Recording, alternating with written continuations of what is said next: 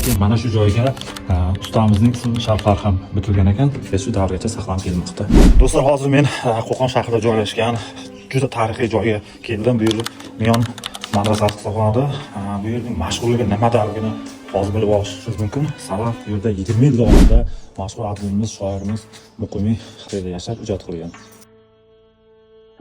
Ushbu tarixiy joyimiz Miyonxon madrasasi 1827-yilda Qo'qon xoni Muhammad Alixon tarafidan qurilgan bo'lib, 1927-yilgacha faoliyat yuritilgan va o'sha davrda deyarli 100 yil davomida bir vaqtning o'zida 200 ga yaqin talaba bu yerda ta'lim olishgan. Shuningdek, hozirgi institut darajasida bo'lgan. Do'stlar, hozir men madrasaning minora qismida turibman. Buning balandligi 8 metr bo'lib, buning asosiy vazifasi azon aytishga mo'ljallangan. Bunga chiqish uchun aylana shaklda chiqib boriladi zinalar orqali. Hozir bu yerga chiqib ko'ramiz. Ushbu madrasamiz jami 65 ta hujradan iborat bo'lib, bu 3 qismdan iborat.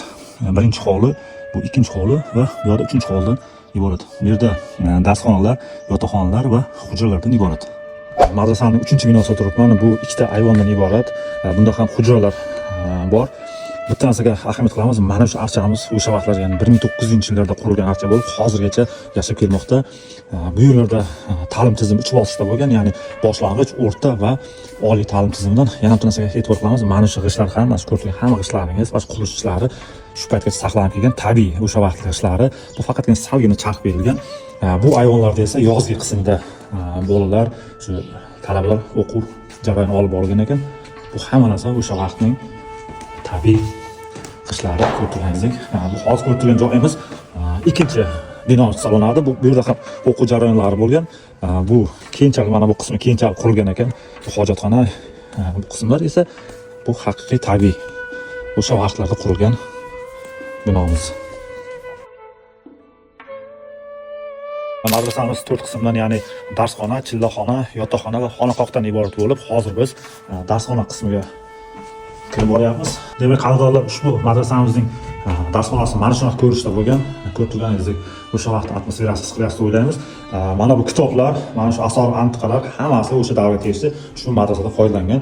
Mana maketni ko'rganingizdek, xuddi mana shunaqa shaklda ta'lim ilmlar dars olib borgan. Ushbu madrasamizning yana bir mashhur taraflaridan biri bu joyda mashhur adibimiz Muqimiy 20 yil davomida 1903-yilgacha umrining oxirigacha yashab ijod qilgan. Hozir ikkita xonani ko'rsatib o'taman. Birinchi joyimiz kirib o'tamiz. Muqimiy hayoti va ijodi haqida muzey eksponati shakllantirilgan, ya'ni tashkil qilingan. Bu joyda adibning rasmlari, u sayohat qilgan yo'l xaritalari, shuningdek kitoblar, ularga tegishli rasmlar va nodir qo'lyozmalari bor. Endi ikkinchi xonaga o'tamiz. Mana bu ikkinchi xonamiz esa adibimiz 1903-yilgacha mana shu xonada yashab ijod qilgan. Bu ko'rib o'tilgan qo'lyozmalaringiz esa ularga tegishli bo'lgan yozuvlar, namunalari, hamma atmosfera o'sha davrni eslatib yuboradi. Mana shu xonada mana shu ijodkor yashagan. Ko'rib turgan shu muhtasham darvozamiz ham haqiqiy original darvoza, o'sha davrdan buyon saqlanib kelmoqda. Hattoki mana shu joyga ustamizning ism sharhlari ham bitilgan ekan. Ko'rsangiz, haqiqiy mana shu davrning darvozasi hisoblanadi. Shu paytgacha shu davrgacha saqlanib kelmoqda.